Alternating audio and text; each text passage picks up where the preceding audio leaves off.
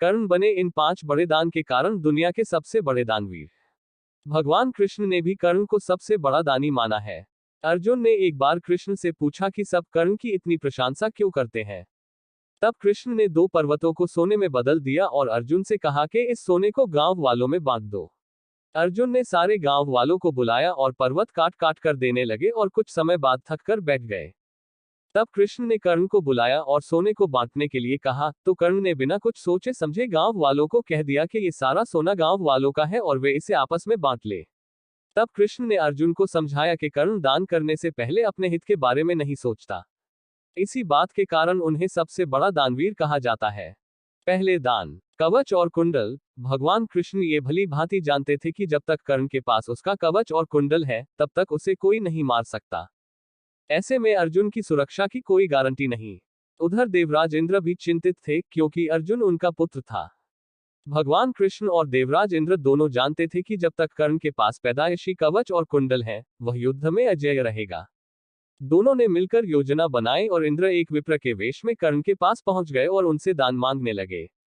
कर्ण ने कहा, मांगो। विप्र बने इंद्र ने कहा, नहीं, पहले आपको वचन देना होगा कि मैं जो मांगूंगा आप वो दे देंगे। कर्ण ने तैश में आकर जल हाथ में लेकर कहा, हम प्रण करते हैं विप्रवर, अब तुरंत मांगिए। तब क्षद्म इंद्र ने कहा, राजन, आपके शरीर के कवच और कुंडल हमें दान स्वरूप चाहिए। एक पल के लिए सन्नाटा छा गया। कर्ण ने इंद्र की आंखों में झांका और फिर दानवीर कर्ण ने बिना एक क्षण भी गंवाए अपने कवच और कुंडल अपने शरीर से खंजर की सहायता से अलग किए और विप्रवर को सौंप दिए। इंद्र ने तुरंत वहां से दौड़ ही लगा दी और दूर खड़े रथ पर सवार होकर भाग गए। लेकिन कुछ मील जाकर इंद्र का रथ नीचे उतरकर भूमि में धंस गया। तभी आकाशवाणी हुई, देवराज इंद्र, तुमने बड़ा पाप किया है। अपने पुत्र अर्जुन की जान बचाने के लिए तूने छलपूर्वक कर्ण की जान खतरे में डाल दी है। अब ये रथ यहीं धंसा रहेगा और तू भी यहीं धंस जाएगा। तब इंद्र ने कर्ण को कवच कुंडल के बदले अमोघ अस्त्र दिया। दूसरा दान, कुंती को दान में दिया वचन। एक बार कुंती कर्ण के पास गई और उससे पांडवों की ओर से लड़ने का आग्रह करने लगी। कर्ण को मालूम था कि कुंती मेरी मां है।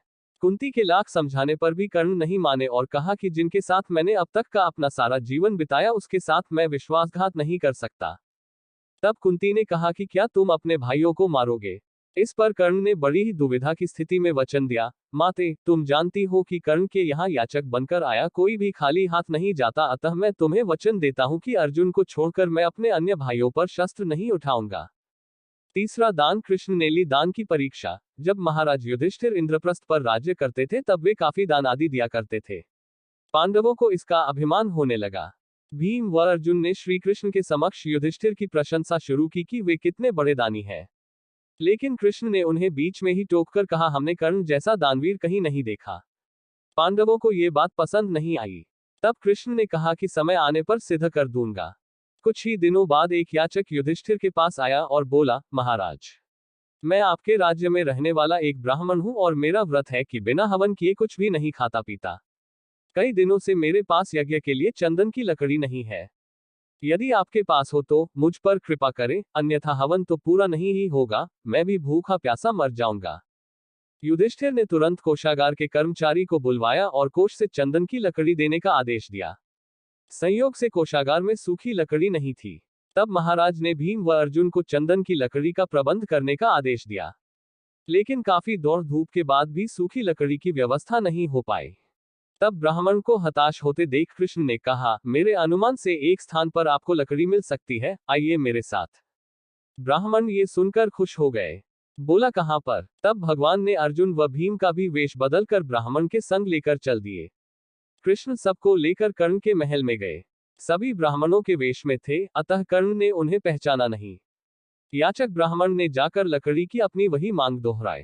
कर्ण ने भी अपने भंडार के मुखिया को बुलवाकर सूखी लकड़ी देने के लिए कहा, वहां भी सूखी लकड़ी नहीं थी। ऐसे में ब्राह्मण निराश हो गया। अर्जुन और भीम प्रश्न सूचक निगाहों से भगवान कृष्ण को ताकने लगे। लेकिन श्री कृष्ण अपनी चिर परिचित मुस्कान लिए चुपचाप बैठे रहे। तभी कर्ण ने कहा, हे ब्राह्मण देव, आप निराश न हो, एक उपाय है मेरे पास। उसने अपने महल के खिड़की दरवाजों में लगी चंदन की लकड़ी काट काट कर ढेर लगा दी। फिर ब्राह्मण से कहा, आपको जितनी लकड़ी चाहिए कृपया ले जाए। कर्ण ने लकड़ी ब्राह्मण के घर पहुंचाने का प्रबंध भी कर दिया। ब्राह्मण कर्ण को आशीर्वाद देता हुआ लौट गया। पांडव व श्री कृष्ण भी लौट आए। वापस आकर भगवान ने कहा, साधारण अवस्था में दान देना कोई विशेषता नहीं है, असाधारण परिस्थिति में किसी के लिए अपने सर्वस्व को त्याग देने का ही नाम दान है। अन्यथा हे युधिष्ठिर, चंदन की लकड़ी के खिड़की द्वार तो आपके महल में भी थे। चौथा दान, यौवन दान दे दिया। किंवदंती है कि एक बार कर्ण ने अपना यौवन ही दान दे दिया था। कथा अनुसार एक बार की बात है, दुर्योधन के महल पर भगवान नारायण स्वयं विप्र के वेश में पधारे और दुर्योधन के भिक्षा मांगने लगे। दुर्योधन के द्वार पर आकर एक विप्र ने अलख जगाए, नारायण हरि भिक्षा देही। दुर्योधन ने स्वर्ण आदि देकर विप्र का सम्मान करना चाहा तो विप्र ने कहा, राजन, मुझे ये सब नहीं चाहिए। दुर्योधन ने आश्चर्य से पूछा, तो फिर महाराज कैसे पधारे? विप्र ने कहा, मैं अपनी वृद्धावस्था से दुखी हूँ। मैं चारों धाम की यात्रा करना चाहता हूँ, जो युवावस्था के स्वस्थ शरीर के बिना संभव नहीं है, इसलिए यदि आप मुझे दान देना चाहते हैं तो यौवन दान दीजिए। दुर्योधन बोला, भगवान, मेरे यौवन पर मेरी सहधर्मिणी का अधिकार है, आज्ञा हो तो उनसे पूछाऊं। विप्र ने सिर हिला दिया। दुर्योधन अंतःपुर में गया और मुंह लटकाए लौट आया। विप्र ने दुर्योधन के उत्तर की प्रतीक्षा नहीं की।